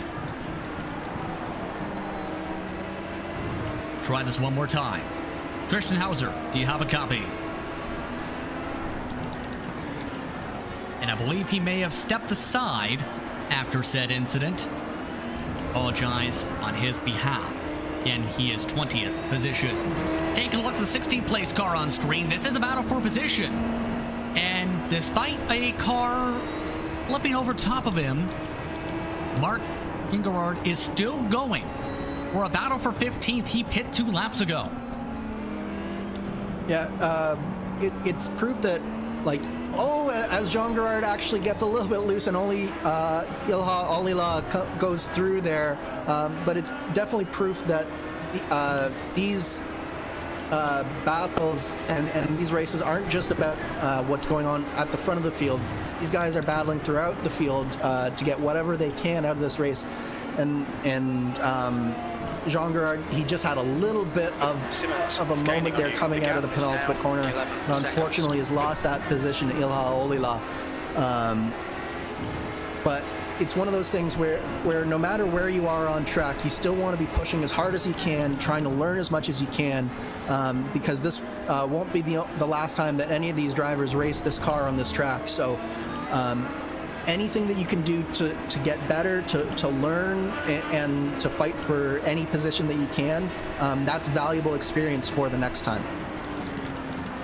And this is his debut today as well for Galaxy Sim Racing. Not been the prettiest debut, but he is still among those running with under 20 laps to go. Robert Groscher has come on in for his final scheduled pit stop. Made it 35 laps in a stint. Robert looking in line for a top 5 finish at the bare minimum, as long as he stays on a trouble here. Highest he can go is 4th. It's been a good tribute by Robert today, driving Rod Carpenter's paint scheme and holding on to the positions as he has. He has a 7-second buffer for 4th. Okay, Josh. Absolutely, he hasn't put a wheel wrong all day, and it's been a very impressive drive from Robert Grosser. He's not necessarily the fastest driver on these road courses, but he's one of those drivers who can keep the wheels on the track pointed in the right direction, and he's given this paint scheme a great drive and a great tribute to his friend and the league member, Rod Carpenter. Leader has come on in and pit, and here's the thing with the 65. It was a 6-second pit stop for Schwabauer. Is that enough to hold on to the lead? Yes, and then some. How about 3 seconds the advantage over Joshua Chin and 7 over LaVille? Yeah, that was a great pit stop from Willie Schwabauer. It was exactly what he needed. No mistakes. Had a great end lap, and he's now almost 3 seconds in front of Chin. This is the danger zone, though. As his tires are coming up to temp, Josh does have those fresh tires, and we know that he's fast. So these next couple of laps is going to be very important for Schwabauer to not make those small mistakes that we've seen some of his competitors make. If he can keep the moments to a minimum and he keeps that gap in front of Chin, by the time that his tires come back in, I think that he will have a very secure gap in front of that 93 Team Chimera car. It's also very critical to how this could play out for this race, to see how this battle tunes on in. Hearing that Tristan Hauser has returned to his setup after what has been a rough finish for him. Tristan, do you have a copy? Hi, I found it. Gotta work here. First things first, what happened that in turn was where you said, okay, it's time to go to the garage? The initial incident was, I don't know, just before my pit window. Actually, my hardware disconnected. The screw was loose, and I couldn't control the car anymore. So I had to go into the pits and find a screwdriver to fasten the screw again. Only 2 laps of fuel left. Ethan Hagen coming in on pit road on screen, but that leads to the big question. Did you know that issue was in play at the start of the race then, or is that something as the race went on, it's like, okay, I've got a problem? No, it was suddenly. It was out of nowhere. I think it was turn number 5 when I had to steer a little more or used a little bit more force, and then the suspension just gave loose. Suspension of the steering wheel. Yeah. What in turn made this race so difficult for you? Because it started off well, but then it just seemed to snowball. Yeah, after that I couldn't concentrate anymore. It was just I drive in VR, and after I picked up the screwdriver, the VR center position was off, and I was driving over my shoulder almost, and then I fixed that one point, but I was just, we'll fuel you to the end of the race. Energy was gone. 5, 4. So on that note, there's one more road course race in the campaign. Your thoughts for the final road course coming up in a few weeks? I don't know. I might be working, so I work on weekends, and so sometimes in this lap, box this lap, that I'm not taking part of. But otherwise, I'm glad to practice for that race and show that I can finish the race. Thank you very much for your time, Tristan. Thank you very much. Have a good one. Tristan Hauser, you too.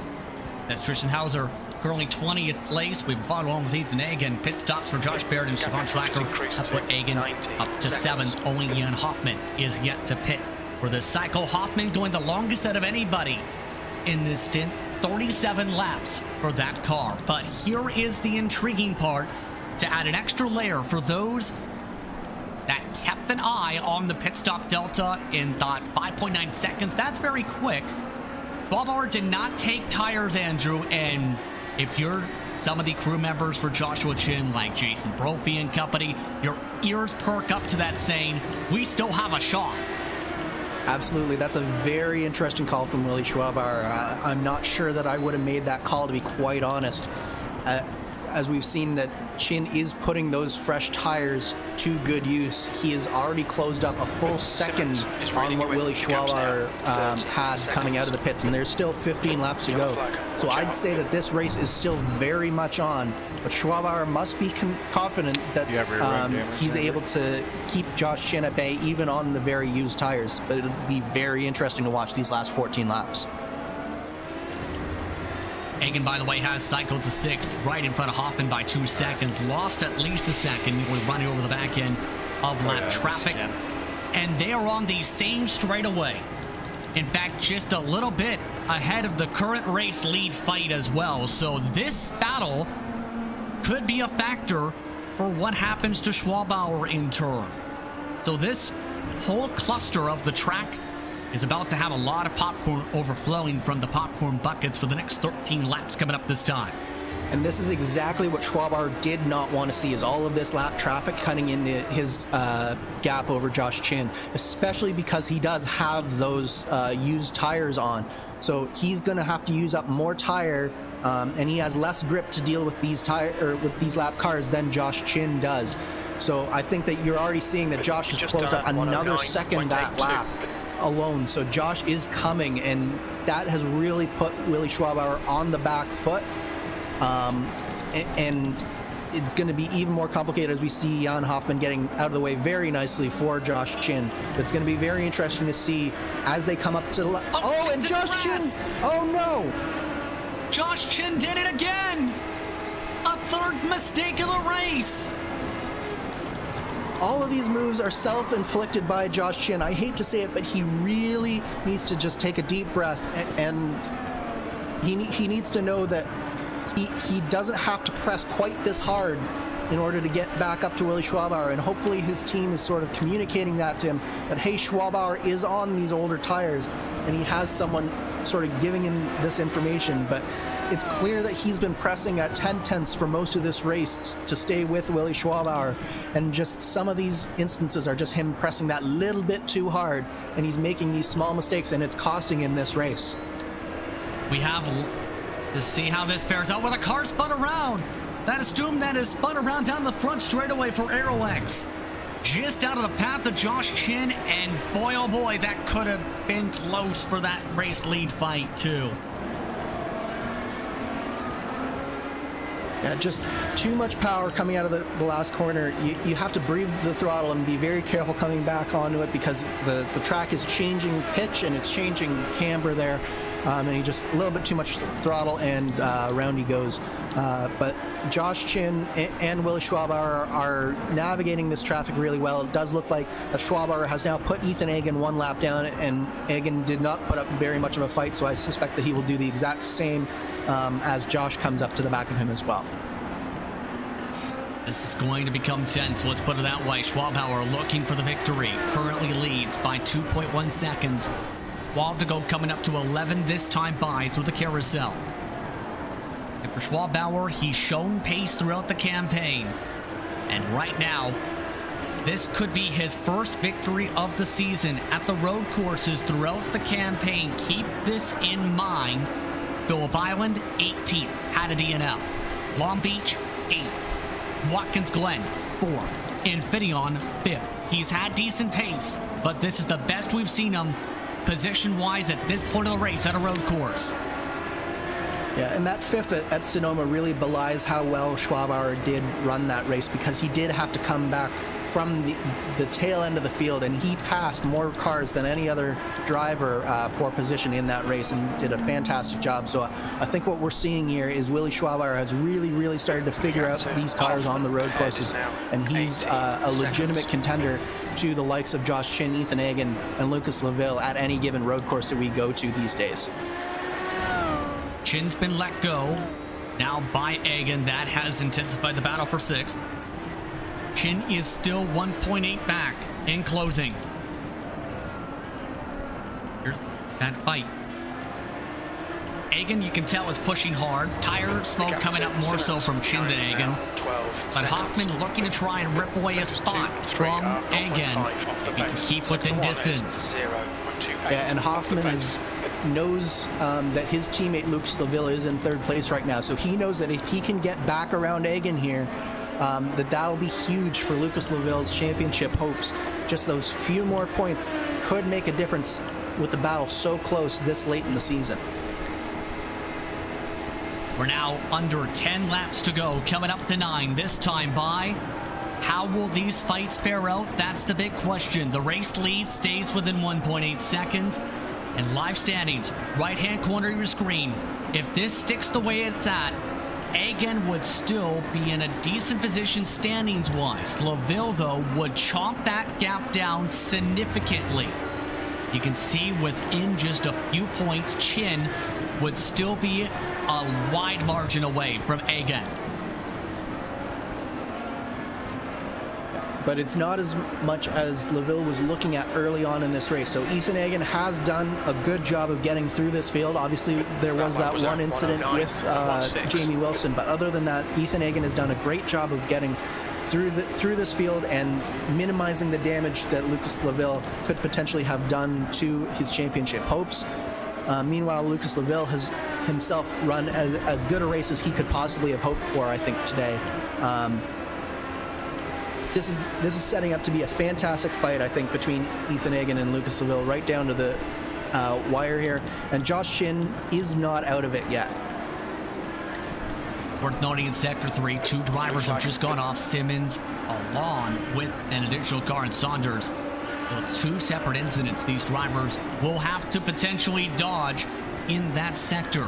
Also, Carl Bogle will have to take an additional pit stop. He has just reported over the radio. A rough race for the 76. It's currently 17. Race lead stays 1.7 seconds back now within the final 8 laps of this race. Egan still able to hold on and defend with all of this. Keep in mind with Schwabauer, we've seen with the live points too, he gains 3 positions with where he sticks. That is a significant gain for Schwabauer in the end for the standings. Absolutely. And all is not done and dusted for the bottom half of the top 5 in the championship either by any stretch of the imagination. You look at the likes of Andrew Wood, Willie Schwabauer, these guys are all fighting for those last few positions in that top 5.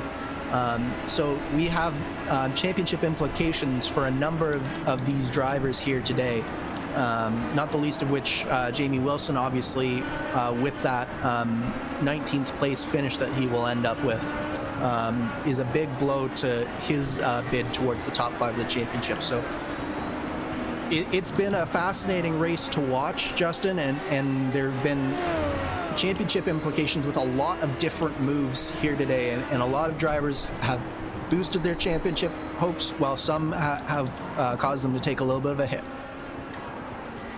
One more car off. You see, that's the 96, who is off in the sand trap and is continuing to back away from the track to make sure there is enough space to rejoin.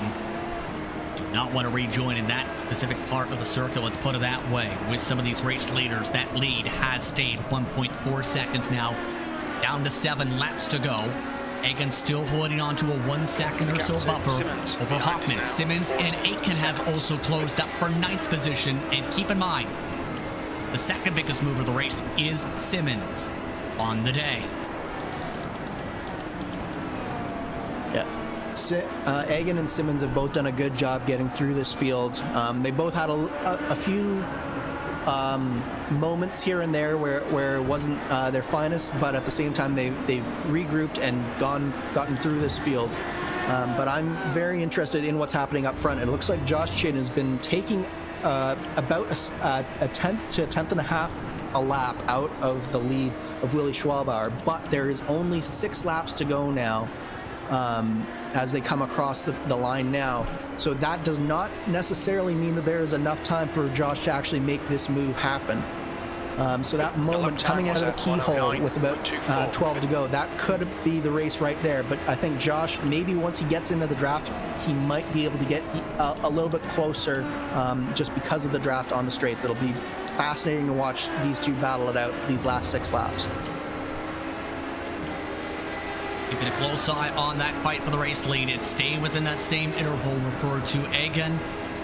He's made some mistakes, though it's worth noting. Within this past lap, we've seen him go off to the grass along one of the curbs out of Thunder Valley. And now Hoffman is within 3 car lengths. So this is a 2-lap difference on their strategies. Hoffman went for a much quicker stop, remember, than Egan during the pit stop window. Yeah, the tires are definitely making a difference here, and I think just like Egan, this is the first time he's really felt the pressure all race long. For so long in this race, he was the one who was on the attack. He was always the one pressing, and now he's sort of the one being hunted by Hoffman here. And it's a different mindset to get in, and it's sometimes difficult to get into that mindset when you've been the one attacking. It's almost jarring to be the one who is actually being hunted now. As we see that Josh Chin has actually taken a big chunk out of the race lead on that last lap. He's now only 5 tenths back as we come in to China Beach here. And Josh is really pushing hard to get up to the back of Willie Schwabauer with 5 laps to go. Coming up to 4, this time by half a second is the deficit. Chin has had to work his way back 3 times in this race. He's led twice after making mistakes. He then lost an additional second after a major slide out of the keyhole. Can he do the improbable and come back from 3 near race-ending mistakes to rip away the race win from Schwabauer? 4 to go, this time by in the race 92-200. He's within 3 car lengths. Yeah, Josh is right there, but the question is, can he get a good enough run to make this happen? Willie Schwabauer, as we know, is also on those older tires, so this is going to be the key part right here, is as they're starting to come up to lap traffic. But how is Willie Schwabauer able to get the power down out of this keyhole here? We know that the best place is at the end of this straightaway right here. So lap after lap, Willie Schwabauer has got to be very, very careful with those old tires to get the power down and to keep Josh at bay coming into this corner here, because we know that Josh is able to brake later than pretty much anyone else coming through this section here. Traffic plays friendly. Bogle moves right out of the way. They do have another car just up the road in Gingerard, who, remember, has been a factor in some of these battles throughout the day today, including the race lead. Coming up to 3 to go. Chin struggling to eat into the 4/10. Will he try and send it hard on the brakes to close it up? Yes. A little bit more speed to the carousel. Nearly locks up the brakes yet again. Yeah, he's picking up the inside tire just a little bit, so that tells me his dampers are a little bit off in terms of settings, but it won't be affecting him. Clearly, he's able to get the car working really well. Yeah, that lap car might be coming into effect, though, right now, as you mentioned, Justin. Well, hopefully he will pull over on this straight, but if he doesn't, this could be holding up this battle, coming up with just three laps to go. 2.5 to go now. They pass by the starting line. Chin breaks a touch earlier. Schwabauer takes the higher arc. Lap car moves away. Chin takes advantage, though, of an easy and hard send through China Beach. Now is within 2 car lengths. Making their way through the S's this time.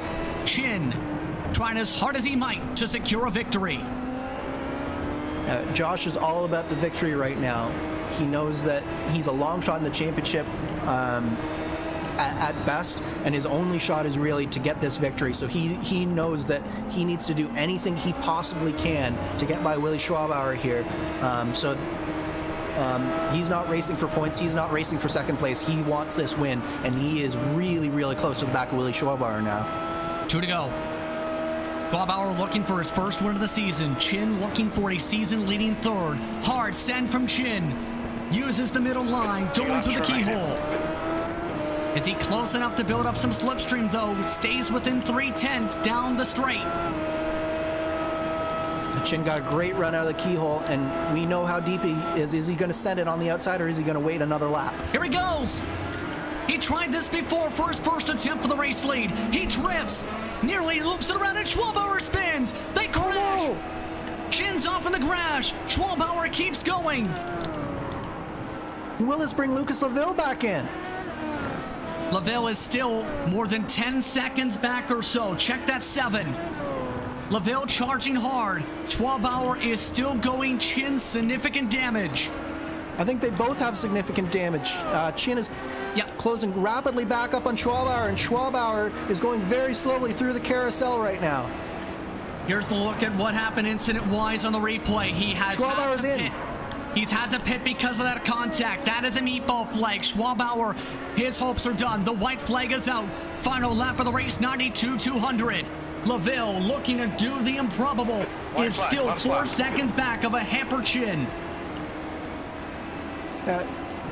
I honestly think that there was some net code involved there. I hate to use the word net code, but I think that that's what we saw.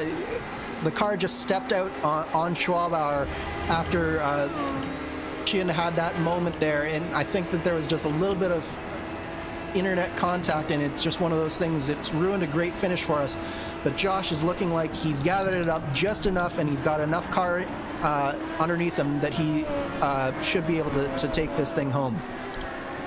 For Joshua Chin, he spun around just about 3 times today. 2 times from the lead. Once while trying to close up to Willie Schwabauer in the closing stages. Now, despite smashing into his side pod with Schwabauer spinning around, Chin will take the lead for wins on the season. Joshua Chin wins the race 92-200. What a race from Josh Chin, but my heart goes out to Willie Schwabauer. It really does. He did so good for so long in this race, and he just did not deserve to have that happen to him, but that's racing sometimes. An unbelievable finish, as you just seen Logan Simmons had to tow. The rest of the drivers coming across the stripe now to close things out. What a finish to this race. I don't think we were expecting that to be the way things broke down to close things out, let's put it that way, as the number 8 machine will be among the last of the drivers to come across the stripe to this one, 13th on circuit. Schwabauer will not even take the checkered flag.